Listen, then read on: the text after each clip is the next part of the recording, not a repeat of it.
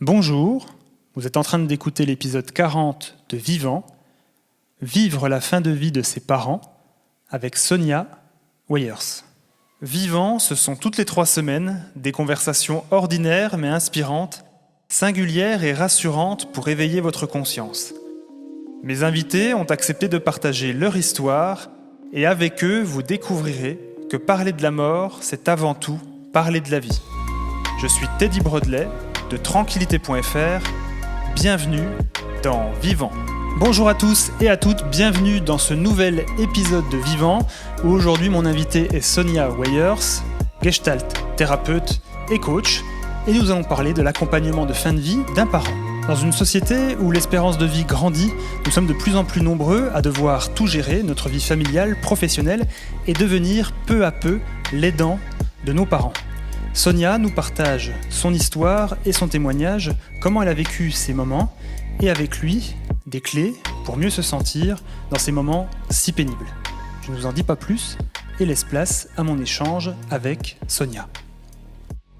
Bonjour Sonia, bienvenue dans Vivant. Je suis vraiment content de t'accueillir parmi nous.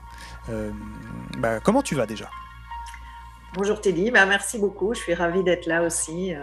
Est-ce que tu peux te présenter justement pour les personnes qui ne te connaissent pas et qui te découvrent aujourd'hui ? Bien sûr, je m'appelle Sonia Weyers, je me dis révélatrice de bonheur. Alors je peux développer ça un tout petit peu, mais je suis gestalt thérapeute, j'accompagne des personnes en thérapie qui viennent me voir pour différents aspects de leur vie qui marchent pas pour eux, quoi, ou dont ils sont pas contents ou qui leur causent des problèmes. Et puis j'ai eu envie aussi d'aider les gens à vivre mieux, même s'ils se plaignent pas de quelque chose en particulier.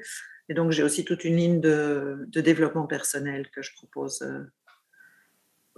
aux personnes qui ont envie de ça. Est-ce que tu peux nous dire juste un mot de ton parcours, en fait, comment tu es venu à ce type de thérapie-là, et puis expliquer un petit peu finalement ce que c'est la spécificité de ta thérapie ? Ouais, comment je suis arrivée là, c'est un petit peu une longue histoire, mais je vais essayer de la rendre un petit peu synthétique. Disons que moi, j'avais le mal-être humain peut prendre différentes formes. Moi, j'avais la version particulière de mal-être, c'est que de l'extérieur, il n'y avait rien qui se voyait, et de l'intérieur, je me sentais pas bien. Il y avait un défaut dans ma relation avec ma mère qui a été lourd de conséquences pour moi, qui était finalement lié à aucune mauvaise intention de sa part, mais plutôt à une incapacité, je dirais, sans rentrer trop dans les détails. Mais du coup, ce que ça a fait pour moi, c'est que j'ai mis longtemps, et un long parcours thérapeutique pour moi aussi, à avoir une idée vraiment de qu'est-ce que ça voulait dire être moi, c'est-à-dire quelles étaient mes envies, mes besoins, plutôt que d'essayer d'être la personne que je pensais que je devais être, enfin quelque chose comme ça. Donc ça se dit facilement en 2 phrases, mais c'est c'est tout un monde complètement avec de la distorsion dedans, quoi, parce qu'on voit pas le chemin de la même manière, en fait. Et donc, ça s'est manifesté par des choses très pragmatiques. J'ai fait des longues études parce que j'étais bonne à l'école, j'étais bonne en maths, donc j'ai fait des grandes études, et puis je sentais bien que ça vibrait pas pour toi, c'était pas... Oui, c'est ça, ça vibrait pas pour moi, et donc j'ai décidé à un moment donné que ce que je voulais faire vraiment, c'était avoir des enfants. Donc ça, j'en ai eu 4, pas tous en même temps, mais donc au fil de donc j'ai eu une première enfant, une deuxième, et après avoir eu mon 3e enfant, j'ai quitté la voie qui avait été donnée par mes études. Donc j'étais arrivée finalement à faire de l'enseignement et de la recherche dans une école de commerce, assez prestigieuse d'ailleurs, mais qui était ici du côté de Fontainebleau. Et puis j'ai pris un congé parental avec mon 3e enfant, et j'ai décidé de quitter ce monde-là. Et j'ai décidé de me lancer, de professionnaliser, si on peut dire, un hobby que j'avais, qui était le scrapbooking, la mise en page d'albums photos. Et donc, sur mon chemin, en fait, j'ai eu un côté très cerveau gauche. C'est ça, parfois je me trompe. Cerveau gauche, très intellectuel, et beaucoup de diplômes, et et ci et ça et ça. Et puis, je suis passée complètement de l'autre côté où c'était plus entrepreneurial, créatif, social, enfin, des groupes qui font des albums photos ensemble. Et puis, en fait, pour revenir donc à l'activité que je fais maintenant, c'est venu dans un deuxième temps de changement de chemin, quoi. C'est que finalement, j'ai eu envie de. J'ai rencontré la thérapie Gestalt dans mon propre cheminement, en fait. J'ai eu une thérapeute gestaltiste pendant plusieurs années et j'ai trouvé que ça m'avait vraiment changé la vie, que ça m'avait aidé à sentir les choses, à sentir de quoi j'avais envie, à sentir comment je vivais les choses. Parce que la sensation, c'est tout un programme, hein. Je rencontre des tas de gens qui n'arrivent pas à sentir. Enfin, quand on leur demande ce qu'ils sentent, ils répondent je pense que. Donc ça arrive beaucoup. Donc bon, j'ai appris à sentir et j'ai trouvé que ça m'avait changé la vie. Et donc quand j'ai eu envie d'aller plus loin, au départ, c'était pour avoir plus moi-même d'expérience, de connaissances dans la Gestalt. Donc au départ, quand j'ai fait la formation, les premières 2 années de formation, enfin c'était 2 années, c'était 40 jours quoi, sur 2 ans. C'était pas nécessairement dans l'intention de pratiquer moi-même, mais finalement, c'est venu un petit peu plus tard. Voilà. Et donc, la Gestalt, c'est une thérapie en face à face.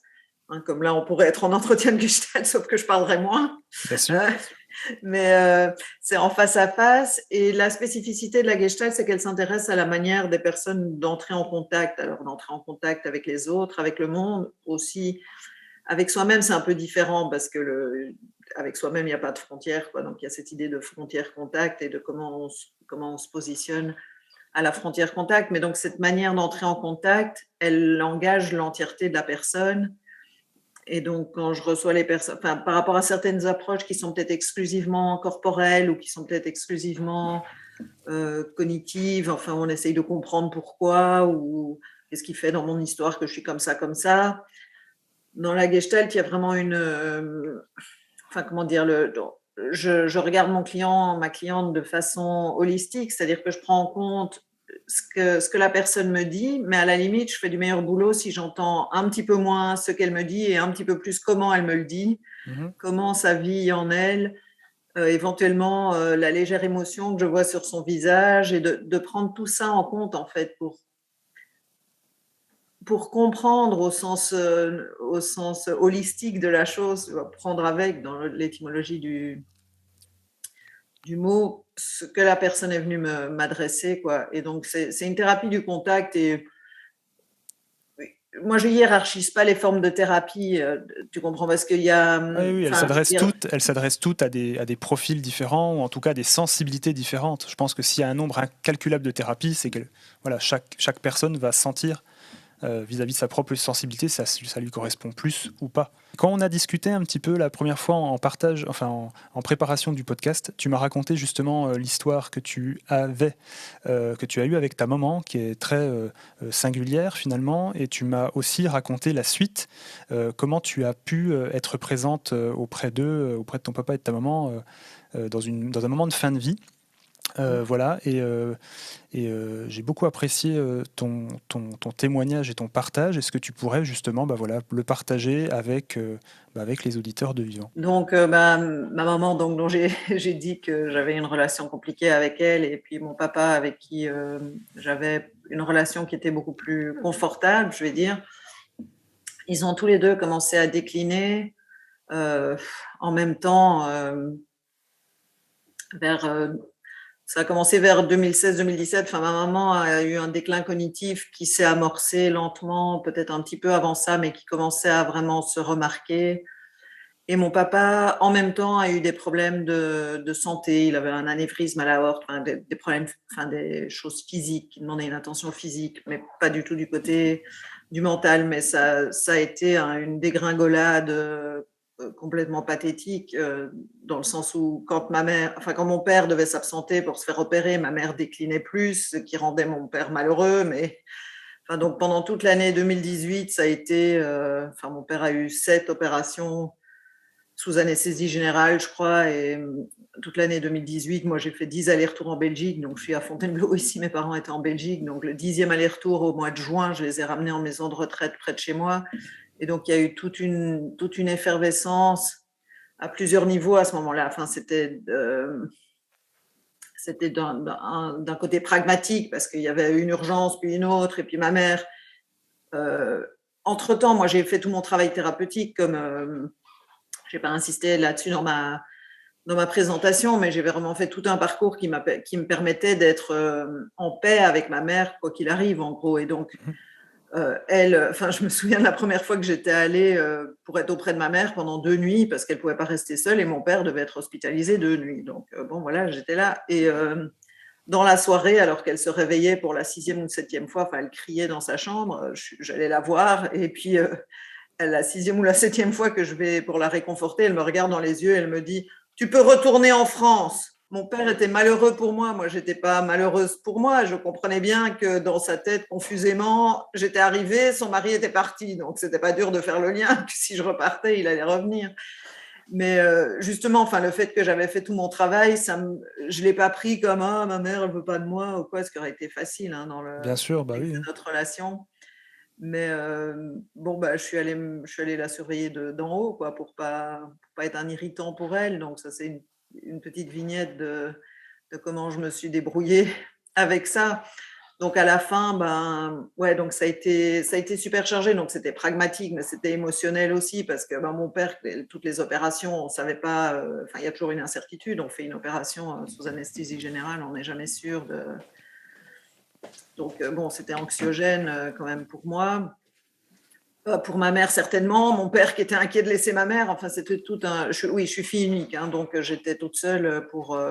Pour tout ça. J'ai eu des soutiens, mais il n'y avait que moi qui étais la fille de ces gens-là, quoi. Et donc, bah, quand ils ont été en maison de retraite, bah, j'ai cru que ça allait être un peu plus paisible, mais quelques semaines après, on a découvert un cancer à mon père, et puis ma mère a très mal supporté le déménagement. Ça, avec le déclin cognitif, c'est changer de lieu, mais c'était impossible autrement. Elle se mettait à taper sur les gens qui. Enfin, mon père pouvait plus s'occuper de tout. Il était diminué par ses opérations. Donc, il y avait des gens qui venaient pour aider, pour faire la bouffe, enfin, les courses, je sais pas quoi. Et ma mère s'est mise à leur taper dessus, les gens qu'elle connaissait pas, parce que bah, ça faisait partie des manifestations de son déclin cognitif. Mais du coup, c'était intenable, quoi. Et donc, bah, on savait bien que ça allait pas être bon pour elle. Mais donc, elle est décédée 6 mois plus tard, quoi. T'as parlé plein de fois tu sais, t'as utilisé plein de fois le mot pragmatique du coup. Concrètement, dans quel état comment tu fais finalement à ce moment-là pour concrètement gérer à la fois ta vie familiale, à la fois ta vie professionnelle, les allers-retours, etc. Enfin, c'est quoi ton état d'esprit à ce moment-là? Est-ce que t'as la tête dans le seau? Ouais. Est-ce que t'es dans un mode super warrior et tu trouves des forces que tu soupçonnais pas? Parce que voilà, gérer au quotidien des personnes en fin de vie, déjà quand ils sont à côté, c'est très très très très très dur. Mais même avec la distance. Ouais, je peux dire plusieurs choses là-dessus. Bon, donc la première chose, c'est qu'en termes de vie familiale, à ce moment-là, ma plus jeune fille, 2018, avait 12 ans. Et ma fille aînée était à l'étranger, en fait, pendant tout ça. Donc, il y avait pas. J'avais entre 2 et 3 enfants déjà assez grands qui pouvaient éventuellement s'autogérer entre eux. Donc, point de vue vie familiale, voilà. Parfois, il y en a qui sont venus avec moi pour être plus. Et puis parce que mes parents avaient plaisir à nous voir, même ma mère, dans son déclin cognitif, elle était toujours contente de me voir, de nous voir. Elle était après pas contente quand son mari n'était pas là, mais au moment où j'arrive et que son mari est là, elle est ravie de me voir. Bien sûr. Et donc sur comment je fais, je sais pas. Moi, j'ai été abreuvée d'une espèce d'injonction, une espèce de reconnaissance. Toi, tu peux tout faire. Alors j'ai un peu cette idée que parfois je peux tout faire en même temps. Donc c'est une erreur évidemment d'interprétation. Mais donc moi, j'y vais toujours la fleur au fusil. Mais c'est-à-dire que j'ai eu un vrai contre-coup après, quoi. Tu vois. Donc sur le moment, j'ai fait ce que j'avais à faire. En fait, j'avais ça à faire. Ça a eu des implications délétères pour ma vie professionnelle, parce que comme je suis, tu vois, je sais pas, si j'avais un emploi salarié et que je pouvais pas prendre congé, je sais pas comment on aurait fait, mais autrement certainement. Mais là, comme je suis à mon compte, j'avais juste moins de monde, en fait, j'avais juste moins de travail, j'ai pas pu. Oui, t'as réglé cette partie-là, t'as diminué forcément cette partie-là pour pouvoir gérer le reste, quoi. Ouais, donc ça, c'est du niveau pragmatique. Alors émotionnellement, ben, bon, j'ai fait beaucoup de travail sur moi, j'ai beaucoup de clés, j'ai beaucoup de compétences pour gérer ça, mais ouais, il y a aussi des jours où j'en pouvais plus, quoi. Hein. Enfin, ma mère, qu'on essayait de calmer un peu, quoi. Avec son médecin généraliste, on cherchait, mais il y a un jour où j'ai dit, et moi, je peux prendre quoi? Parce que donc j'ai pris une plus petite dose qu'elle, quoi, mais par moment j'ai pris un peu d'anxiolytique. Bah ouais, c'était super anxiogène tout ça. Deux questions du coup. La première, c'est tu as parlé des clés que tu avais, que tu as utilisées en tout cas pour essayer de maîtriser un petit peu tout ça. Est-ce que là, comme ça, tu aurais peut-être deux, trois clés à partager justement qui pourraient aider des personnes qui seraient dans une même situation ou dans une situation de stress émotionnel très très fort? Ouais, les clés, enfin, je peux parler de différents niveaux de clés, quoi. Donc, il y a une des clés qui est au niveau de l'hygiène de vie, parce que tout ça, ça engage le corps, en fait, hein, de Mhm. prendre la voiture, de faire les 400 bornes, et puis voilà, et puis de refaire les 400 bornes après avoir chargé les meubles et tout ça. Et puis, parfois, on dort pas très bien quand on a, bref. Personnellement, j'aime pas l'idée de rechercher le positif. Tu vois, parfois, le positif dans cette situation-là, c'est que j'étais auprès de mes parents, je me sentais vraiment à la bonne place, quoi. C'était à moi d'être là pour ça, Mhm. et j'étais là parce que c'était ma place d'être là. Alors j'en ai chié, mais je me suis posé aucune question, j'ai eu aucune hésitation. Non, mais j'en ai chié, ouais, parce que j'étais épuisée nerveusement, émotionnellement, physiquement, enfin, pas tout de suite, hein, mais Oui, c'est après, venu. le contre-coup, oui. Même, non, mais je veux dire, la première fois que j'y suis allée dans la bonne humeur et Ah tout. oui. Puis la deuxième fois, j'y suis allée un peu inquiète. Et puis la troisième fois, je me dis, bon, on va bien voir. Hein. Hmm. Et puis quand je revenais et qu'on m'appelait parce qu'elle était en train de taper sur la jeune femme enfin bon. Bah, donc, petit à petit, ça a commencé à peser plus lourd. Mais donc, positif, envoyer du positif au cerveau, pour moi, c'est juste baisser La tension? le cortisol, j'allais dire. Je ne sais pas Oui. si biologiquement c'est vraiment ça qui se passe, mais de baisser le stress, quoi, de pouvoir maintenir le stress à un niveau qui n'est pas handicapant, parce que éliminer le stress, c'est une utopie, hein, dans cette situation-là, Mhm.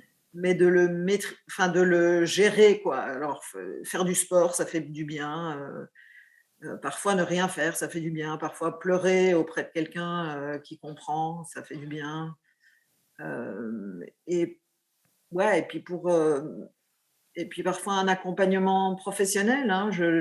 Dans ma période de deuil, j'ai repris un accompagnement avec un thérapeute. Voilà, j'estime pas avoir besoin de thérapie de manière. Enfin, d'abord, comme thérapeute, c'est pas une mauvaise chose de temps en temps y retourner, mais là, c'est vrai que pendant la période de deuil, d'avoir un espace d'élaboration auprès de quelqu'un qui est extérieur à la situation, ça peut être aidant. Juste quelqu'un qui nous écoute, en fait, ça apporte quelque chose de bon, quoi. Et donc ça a été vraiment après? Ça t'a permis de gérer le contre-coup, en tout cas, ou Ouais, donc le contre-coup, c'est vrai que dans un premier temps, donc ma mère décède, euh, c'était, je vais dire un truc qui va peut-être paraître horrible à tes auditeurs, mais c'était un peu plus facile sans ma mère, en fait, parce qu'elle était toujours très accrochée à mon père, qui était épuisé, qui voulait rien faire enfin, qui voulait tout faire pour elle, je vais dire, et donc c'était plus simple. Moi, j'ai longtemps eu peur d'être seule avec ma mère plutôt que seule avec mon père. Bon, Mhm. donc ça c'est dit. Euh, et mon père, il avait le cœur brisé, donc moi j'étais auprès de lui, j'essayais de lui apporter autre chose, quoi, que son chagrin. J'étais en voyage j'étais auprès de ma fille pour Noël quand ma mère est décédée. Donc quand je suis rentrée, je dis à mon père, écoute, ton chagrin, c'est entre toi et toi. J'ai compris que son chagrin, j'y pouvais rien. Mais je vais essayer d'apporter autre chose dans ta vie, et je pense que c'est ce que j'ai fait, quoi, pendant 9 mois. Mais donc après, quand mon père est décédé, ce qui était à l'avant-plan vraiment, c'était un peu de soulagement, mais beaucoup de paix, quoi. C'est-à-dire que j'ai été vraiment là. Alors, il habitait pas chez moi, hein, mais il était à quelques kilomètres et j'allais le voir souvent. Je l'appelais quand je pouvais pas aller le voir. Il venait prendre le thé chez moi. Il était toujours content. Mon père, il était toujours content de venir chez moi. Enfin, comment dire, il était content quand j'étais là, alors il disait tu en fais trop pour moi. Qu'est-ce Je que pouvais ça pas veut comprendre. dire? Mais oui, mais je dis mais trop, ben peut-être, mais en tout cas, je vois pas bien comment je ferais autrement, quoi. Enfin, je sais pas. Et donc, il est décédé. Donc, dans un premier temps, il y avait soulagement et j'étais vraiment en paix avec ça. Enfin, tu vois, je vois des gens qui sont en deuil et puis on a beaucoup ça, je pense, avec le Covid, des gens qui ont Mhm. les histoires pas finies parce qu'ils n'ont pas pu aller les voir, parce qu'ils n'ont pas pu vraiment se dire au revoir. Mais aussi quelque chose de complètement, un état d'être complètement nouveau en fait, hein, parce que j'étais fille unique de mes parents et maintenant je suis orpheline. Voilà, c'est pas Mhm. pareil. Donc je suis adulte, mais je suis orpheline quand même. Et donc ça, je sens bien que c'est pas pareil et c'est pas que négatif, tu vois, c'est pas que triste. Donc ça j'ai eu aussi et je fais cette expérience. Donc ça, je fais pas que cette expérience. Hein. J'ai eu donc 5 mars, en fait, 6 mois environ après le décès de mon père. Je crois que c'est différent pour chacun, chacune, hein, ça, mais environ 6 mois après, ça a coïncidé avec la sortie du premier confinement. Donc, je ne sais pas Mhm. si ça a été un déclencheur ou quoi, mais en tout cas, je suis rentrée en deuil, quoi. Voilà, de vraiment beaucoup de chagrin, beaucoup de tristesse, pas beaucoup d'énergie, d'apathie. Et ça a duré, je dirais, à peu près 9 mois, c'est-à-dire que vers février là, de 2021, donc maintenant, un jour, je me suis réveillée, je me suis dit, tiens, on dirait que ça va mieux. Enfin, un truc comme ça, quoi. Alors peut-être ça a été sur 5, 6 jours, mais tiens, ça va mieux. Et puis j'ai eu un petit contre-coup physique aussi, j'ai eu un peu de bricole, pas très grave, mais un peu plus de cholestérol, un peu moins de TSH, un peu plus d'acide urique, enfin je sais pas quoi. Mhm. Et donc, avec la naturopathe à qui je parle, on a conclu que, sous réserve d'un contrôle ultérieur, que ça ressemblait à un contre-coup physique. Donc, voilà. Et donc là, j'ai l'impression qu'il y a quand même encore une partie de tout ça qui vit dans mon corps, qui n'impacte pas vraiment mon état d'esprit ni ma capacité vraiment à faire des choses. Mais parfois, je me dis, parfois, j'ai l'impression que j'ai pas tout à fait quand même mon peps. Alors, ma fille m'a gentiment dit, oui, c'est peut-être l'âge aussi, quand même. On passe le bonjour à ta fille d'ailleurs. Merci pour ça. Tu parles de la relation avec ta maman qui est compliquée, enfin qui a été compliquée, etc. Et t'en parles très bien dans un TEDx voilà, que j'ai vu sur YouTube justement, où tu parles de l'importance finalement de l'acceptation et du pardon en fait, je dirais intégral. Est-ce que tu peux juste en dire deux mots de cette notion-là et de ce que tu partages dans ce TEDx? Ouais, ouais, bien sûr. Donc ça a été, enfin, je peux le dire avec le recul si tu veux, mais ça a été la clé de ma capacité à être avec ma mère en fin de vie, de la manière dont j'ai été, surtout avec ce qu'il a bouffé, quoi. Mais c'est d'avoir pardonné. Alors je prends juste une minute pour revenir sur c'est quoi le pardon, parce que quand quelqu'un nous fait du tort, ou quand quelqu'un fait quelque chose qui nous fait du mal, quoi, d'une manière ou d'une autre, parfois on confond, on a tendance à dire le pardon, ce serait dire ah c'est pas grave ce qu'il a fait, mais c'est pas ça en fait. Le pardon, c'est de lâcher son ressentiment. Donc on peut après aller attaquer quelqu'un en justice parce que ce qu'il a fait était vraiment pas ok, mais de le faire d'un endroit de pardon. Donc c'est subtil, mais c'est vraiment de lâcher la part en moi qui est rongée par le ressentiment. Donc moi je pourrais toujours dire je suis pas bien dans ma vie parce que ma mère a été comme elle a été. Mais sauf que là, je suis pas bien dans ma vie, quoi, si je fais ça. Je sais pourquoi, mais je suis pas bien dans ma vie. Donc, par contre, dire je suis bien dans ma vie, ma mère a fait ça, mais je suis quand même bien dans ma vie. Alors, évidemment, il n'y a pas un déclic. Hein, j'ai pas les 3 clés pour pardonner dans la journée quelqu'un qui vous a fait du mal. Mais je pense que vraiment, d'aborder les choses comme ça, de comprendre que quand j'ai un ressentiment contre quelqu'un, c'est à moi que je fais du tort. Mhm. Ça, c'est la clé et je pense que c'est vraiment une clé. Beaucoup de gens ont un deuil hyper compliqué par des choses qui sont simplement pas finies parce qu'on n'a jamais pu. Parce que maintenant, il est trop tard en fait pour dire à la personne ceci ou ça qu'on aurait voulu lui dire ou pour lui dire qu'on la pardonne ou pour lui dire qu'on la pardonne pas. Enfin, Et donc, il y a beaucoup de deuils, je pense, qui sont compliqués par des questions de choses auxquelles on reste accroché et que quand la personne disparaît, on reste avec cette patate chaude, quoi. Mais vraiment, voilà, la clé de se dire, bah, ok, je pardonne pas pour l'autre, voilà, je pardonne pour moi et je libère en faisant ça. Alors, un pardon, c'est pas juste pardon, voilà, ça doit être vraiment vécu, ressenti, intériorisé pour pouvoir libérer ce poids, comme tu dis.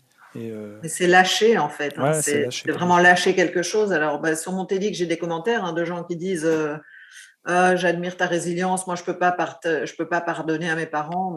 Je peux juste leur souhaiter d'y arriver un jour, en fait. Ouais, bien sûr. Merci beaucoup en tout cas Sonia pour tout ça et pour avoir accepté de partager ça avec nous. Pour finir, je laisse souvent le mot de la fin à mes invités. Du coup, t'es pas prévenu, bien entendu. Alors, si tu pouvais, voilà, qu'est-ce que tu aimerais envie de dire ou de partager pour conclure? Ouais, je pense que c'est juste avant qu'on commence l'épisode que je te disais que ce qu'on a de plus précieux, c'est nos relations. Et donc, comme mot de la fin, j'invite vraiment tes auditeurs à regarder dans leur vie, en fait, les relations qu'ils ont. Donc, une relation qui va bien et de célébrer ce qui va bien. Et je dis une, mais plus si Mmh. affinité. Hein. C'est à souhaiter en Et, tout cas. et une relation qui va moins bien. Et qu'est-ce que vous pouvez faire aujourd'hui, en fait, pour essayer que ça aille mieux? Alors, faire quelque chose, ça veut dire peut-être demander quelque chose, ça veut peut-être reconnaître quelque chose, ça peut être demander pardon pour quelque chose. Voilà, mais de soigner les relations qu'on a parce que finalement, on est des êtres sociaux et on a besoin je pense que la fluidité des relations est un grand contributeur au bien-être. Ouais. Merci beaucoup pour ça. Donc à nouveau, je te remercie vraiment d'avoir partagé ce temps-là avec moi et puis avec nous. Merci beaucoup aussi pour la transparence voilà, le fait de vraiment partager ça avec autant d'authenticité. Voilà. Merci, merci, merci.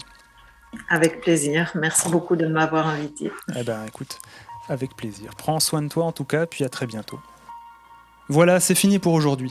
Si cet épisode vous a plu, je vous invite à laisser un avis 5 étoiles, ainsi qu'un commentaire sur vos plateformes de podcast, Apple et Spotify en particulier, à vous abonner sur les réseaux sociaux, Facebook, Instagram, à me suivre sur ma page personnelle LinkedIn, @TeddyBrodley, ou nous rejoindre sur la chaîne YouTube du podcast, @VivantPodcast. Merci également d'être de plus en plus nombreux et nombreuses de partout en France et aussi en Europe. Donc un petit coucou à nos amis francophones. Voilà, merci d'être là et voilà, ça fait plaisir tout simplement. Je ne vais pas rajouter grand-chose. Je vous dis à dans 3 semaines pour un nouvel épisode et d'ici là, prenez soin de vous.